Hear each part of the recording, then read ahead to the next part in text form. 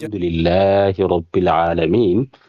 الحمد لله الذي هدانا لهذا وما كنا لنهتدي لولا أن هدانا الله. الحمد لله الذي جعلنا خير أمة أخرجت للناس، أمة نبينا محمد خير خلق الله، ثم جعلنا مسلمين يتعلمون ويعلمون دين نبينا محمد صلى الله عليه وسلم. الحمد لله ربين وهند درها قالتهم ربين مسا خيسا المنا ما نقول المنا ما سان كيسا مهو مسلم توتا نقول فدا ساتين تولا ساتين رحمة مساتين مسلم توتا نقول مسلم توتا مخيسا هو ورا دين الإسلام برسي سقن برتو والرواية دين الرت والقرص ربين قن نقول الحمد لله رب العالمين. بكي ملكي ده ففروا إلى الله جد ربي سبحانه وتعالى قال ربي تديسا بكما ربي تنجل ديسو الأمالي بكي ملكي بكي برانجرتو بلينكية الحمد لله. أما زمن قرين بكي يقود تخيس جرة مركزني مقمان إساته مقا جايوات مركز حياة القلوب. حياة القلوب جرين قلبي ده يشو قلبين توني نجراتي قلبين ندوتي akkuma rabbiin subhanahu wa ta'ala qur'aana isaa keessatti yeroo baay'ee irra deddeebi'ee jireenya qalbiitii fi du'a qalbiidhaa kana dubbatu jechaadha. Ilmi namaa kuni yeroo uumamu waa lamarraa gara lamarraa walitti dhufe jechuu buleen kiyya. Ilmi namaa gaagura qaamaa qofaa miti. Akkasuma ruuxii qaba. Ruuxiidhaa fi gaagurti tuni bakka takkaa miti bakki isiin dhufte jechaadha. Ruuxiin olii gad dhufte qaamni immoo biyyeerraa dhufe abbaa keenya Aadam rabbiin subhanahu wa ta'ala biyyeerraa uume jechaadha. Taniifuu ilmi namaa kuni bakka lamaa dhufe waan ta'eef nyaata qalbii soora qalbiidhaa sana immoo waan lafarraa biqilu kanaa miti. Wanni isiidhaaf dawaa, wanni isiif soorata ta'u, wanni isiif dhaangaa ta'u sanii miti. Maali malee waan gubbaadhaa dhufe jechuudha. Karaa isiin dhufte sanii waan dhufe santu suni maali wahyiidha. Qur'aana rabbiiti. Sunnaa rasuulaati sallallahu alayhi wa sallam. Barnoota diin islaami jechuudha. Qaama immoo lafarraa dhufe kana wanni isa gabbisu, wanni isa furdisu, wanni isa kana immoo akka jiraatu godhu maali?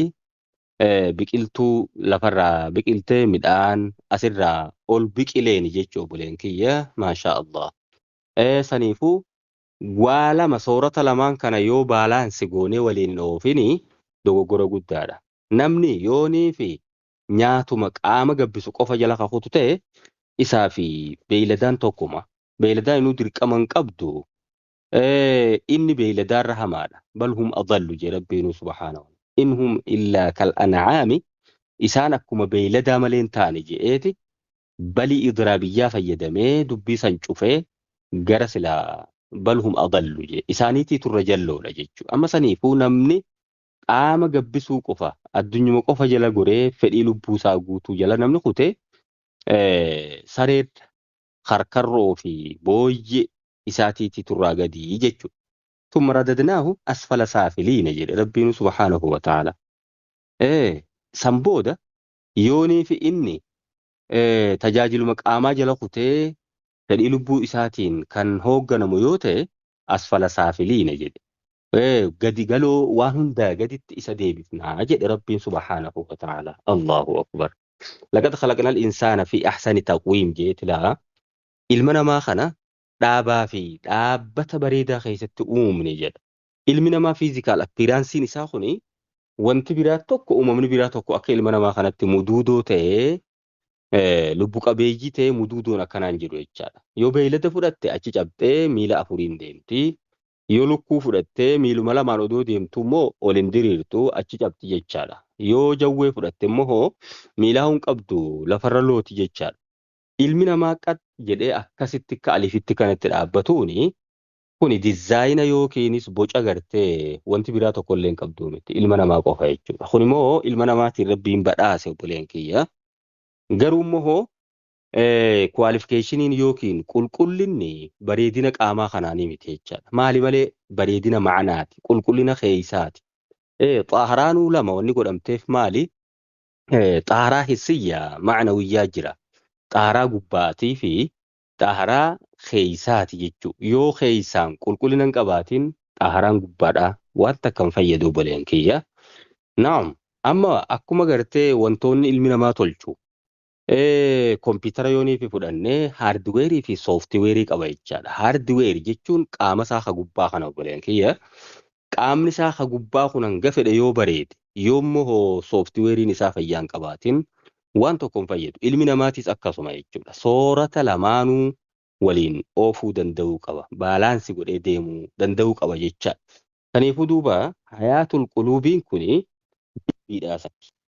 Wanta qalbiin ilma namaatiin ta'ee jiraatu jechuudha. Waan ajaa'ibaa keessa jirra jechuudha. Waan bareedaa, waan gaarii. Arma jalatti wanni nuti argannu wanta maallaqaan bitamuu miti jechuudha obboleen kiyya. Maasha Allah. Markazni keenya markazu hayaatil quluub. Allahu akbar. Waan ajaa'ibaa jala nuun jira jechaadha. Saniifuu bakka kanatti ustaadni markaza kana maasha Allah rabbiin itti adabaluuf ammalleedha. Haydar Yusuf wallahi waan bareedaa eegalteetti jirta. Akkasuma obboleeyyan keetis kan si gargaaraa jiran waan bareedduu waan gaarii san irratti si gargaaraa jiran. Wata'aawanuu alal birri wattaqwa. Toltuu irratti sodaa rabbii irratti walii gargaaraa jedha rabbiin subhaanahu wa ta'ala. Saniifuu jabaachuu qabda. Isinis warri barattaniis akkasumatti barnoota keessan itti fufuu qabdan jechuudha.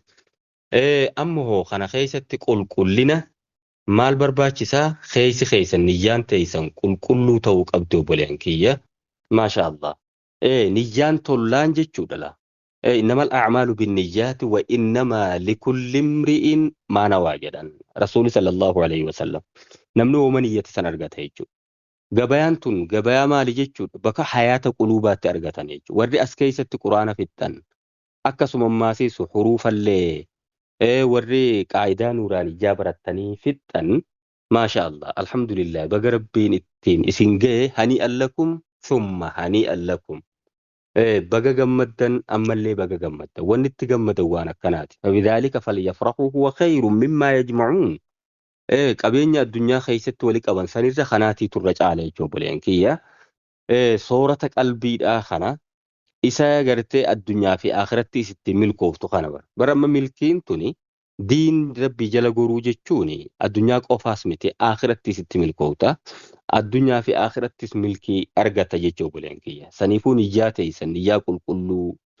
warra immoo as jalatti baratuudhaaf dhufe kana barsiisuudhaaf ustaazni sheekni isaanii kan qopheessee caayaa dhaddacha ajaa'ibaa kana gadi dhaabe kunis haa galatoomu jazaasaa jannataan rabbi haa galchuu fi aljazaa'u min jinsil amal jedhan galanni. Hujuma waan hojjette sanii hojii wal fakkaata jechuudha. Boqqolloo facaafte boqqolloo muratta malee boqqolloo facaaftee qamadii murattu la. Qamadii facaaftee xaafii murattu jechuudha. Saniifuu hayaatul quluubiif eega caayaa kana gadi dhaabdee nama gattaa'ee ijoollee warra silaasirraa baratu dhufe kanallee ikhlaasaan barsiisu rabbiin si haa godhu. Waa baratu wanni ga'u hin jiru wallahi. Deemtee yeroon barattummaa yeroon geessu inuma bakka feetes dhaqee inuma hin jirtu wallahi. Feetu darasaa ta'ii deemi baradhu. Feetu barataa ta'ii deemi barnoota baradhu. Feetummoo hoogartee mana kee taa'ii chaanaala addaa kan hordoftu qabaadhu. Feetummoo akkanatti markaza qopheeffamee jiru kan ustaaza qabu kan sheeka qabu kan nama si barsiisu qabu jala dhaqiitii baradhu jechuudha. Ma'anaadhaanillee deemtee baradhu. Yeroo barattu kana geessu inuma hin jirtu jechaadha. Addunyaa kana gubbatti ilmi namaa soorata qalbii kana yoo argate malee jireenya bareedaa jiraachuu hin danda'u jechaadha. ومن أعرض عن ذكري فإن له معيشة ضنكا جب ربين نما قرص خجرة قرآن خجرة دين خجرة قرقلة جرين جددو خيس جرات جللا ونحشره يوم القيامة أعمى الدنيا تكستيمتي جريني سا جريني قددوتي جريو قرتي إف جبنا جرو أما نموت بيك أنت مجرى إف قبو بولينك يا والله أما خنا خيسا يرو كانت يرو مغرتي نمني دين الإسلام كان إرام فتي غريب ته ما غريب تبر مسلمتون ما برغرتي غرباء ته هافيبر المنافق توتا قفاتي تو أسيفي أتشفي قجرة مالي جتشو مسلمين أنا من أسوني غريبة تيجرا بولين ثانيفو يرو تنخيسة أكنت تجايا كنا عالم الجيسني نما يامني اتهموتيتو باية برباجة سخوني درك أمانو الرجل جتشو بولين كيا قرد دين كانت نما أفيروك أمنا يجاد خوني ما nuti biyya teenyatti dheengadda kani intarneetni hayyamamee gadi dhiifame jechuudha. Duraan uggura jala turre. Addunyaan ammoo nu dura miidiyaa kana waan barbaade irratti hojjechuu turte jechaadha. Inni badii facaasus badii facaasee kan ammoo waan kheyrii facaasus warreen amma ulamaa'onni bakka adda addaa kheyrii facaasuu ture jechuudha. Nuuf amma haarawaa nuti amma tana daaddee jennee lafaa ka'utti jirra. Saniifuu waggaa laalte baramma gariin namaa maqaa amantii islaamaa himatee waan hin taane isaa asirraa haasa'uu garta. Waan hin taane isaa hojjetuu garta jechuudha buleenkii. Saniifuu kanuma dheeysuudhaafuu bakka tana jalatti laabrarii ajaa'ibaa tana jalatti walitti qabuun barbaachisaa jechuudha. Kuni waan miiliyeenaan biiliyeenaan bitamu miti wallahi. Diinal islaam jechuun waan maallaqaan argattu miti bara. Waan maallaqaan argattu miti bara. Akkamittiin sanitti maaree baasa maal je'ee namni garii nama shayxaana faatiitu waan akkasii waswaasa namatti fide jechuudha buleen kiyya. Namni tokko quraan rabbii si barsiisee miliyeena biliyeena fudhatee quraan rabbii yoo si barsiise quraanuma san inni sitti hima malee kasii galche sun rabbii tokkicha bara. Waatuni waan maallaqaan bitamuu miti jechuudha. Saniifuu ustaada keenya nuti wanni jennu ustaaz Haydar Yuusuf al-Ikhlaas. Ikhlaas rabbiin sifaa kennu. Barattoota isaatiinis wanni jennu dhiiras ta'ee shamarranis jechuudha hundi keessan waan gaarii jala jirtan. Saniifuu niyyaa teessan sirreeffatu. Seetingii keessan laa yoo duraan geemii irra jiraate geemii keessaa dileet godhuu barbaachisa jechuudha. Akkasi bar miimoriin jirtu takka yooniif waan biraatti hin qabamte wantaan barbaadee irra waraabadhu yoo ta'e seef hin fuutuu jechuudha. Saniifuu mee yoo isin dadhabdan illee rabbi isin keessaa haquuti. Bakka san fidee diinal islaamitti isiniif haa guutu jireenya bareedaa ilaa jiruu gartee islaamummaadhaa san jiruu iftuu san jechuudha jiruu qalbiidhaanis jiraattee qaamaanis jiraattu san jechuudha hayaatan xayyibaa hayaata diinii wajjin wal qabate sani warra jiraatu rabbiin isin haa godhu inni quraana fixees naam maasha Allah rabbiin si gargaaree gargaarsa rabbiitiin asiin geeyse lafzii fixxe malee tafsiirri hiikni isaa ganaaf jechuudha wanni sirraa barbaadamu guddoon lafzii qofa odoo hin taane hiika isaa baru jechuudha. Egaa tadabbura barbaachisaa bara. Liqawmi yatafakkaruuna jaba warra xiinxaluuf jira. Xiinxala harfi xiinxaltamu duuba isuma qofa yoo baratte lafzii tana xiinxalta hiika isaati jechuudha. Saniifuu ha qura'aanni fayyadu eenyu warra xiinxala isaati. Saniifuu amma jalqaba taakka jettanii lafaa kaatan malee bakka itti deemtan hin geenye. Saniifuu jabaachuu qabdan obboleen kiyya. Ammaaf yoo isin jabaatillee fuula duraaf ammoo isin ilaafaa dhufa jechuudha. Maal ta'a akka daa'immaa akka maalitti isinitti mi'aawaa dhufa jechuudha. Akkuma amma sheekan keessan kuni halkanii fi guyyaa yeroo silaa isinii godhe sanitti dhufeechi taa'u laamma isin barsiisuuf jechuudha. Namni wanta beeku tokko itti gammadee nama barsiisa malee waan hin beekne itti gammadee yeroo hunda dhiyaatee nama barsiisu jechaadha. Saniifuu isinis ustaaza keessaniif maal qabaachuu qabdan kabaja qabaachuu qabdan jechaadha. Sheeyininis ammoo isiniif maal qabaachuu qaba akka abbaan ilmoo ifii tana harka qabee akkasitti kaasee oofee uffatatti barguma maal godhu san akkasitti isinii waliin rakkina jiruus maal jiruus gammachuu jiruus isinii waliin qooddatee deemuu qaba. Boleen kiyya warra kanumatti itti fufu rabbiin isinaa godhu ha quraana fixxan kitaaba biraa kan ammoo huruu fixxan gara quraanaa akkas if qofaaf baranne jettanii immoo nama biraan dhiisina. Diinal islaamiin kun salfishii miti. Waa if qofa jaalattuu sanitti sin nun ajeju quraanni iyyaaka na'budu wa iyyaaka nasta'iin yaa rabbi nuti suma qofa gabbarra ansi qofaan gabbaraadhaa miti laakki rabbi nu barsiisimma suma qofa gabbarra nuti muslimtoonni jechaadha if qofaaf gartee gaarii hojjechuu barbaaddee obboleeyyan kee irraanfatin saniifuu obboleessa kee karaa malee deemu jiru gara nafiiti obboleettii tee ta tiiktook irraa waan hin taane haasa'u jiru ta nama meeq ifii jallattee nama meeqaan tam jallisu jiru ta ibidda jahannamit deemtu san jechuudha. ادعو إلى سبيل ربك بالحكمة والموعظة الحسنة gorsa gaarii gorsi gamana deebisa obboleettii.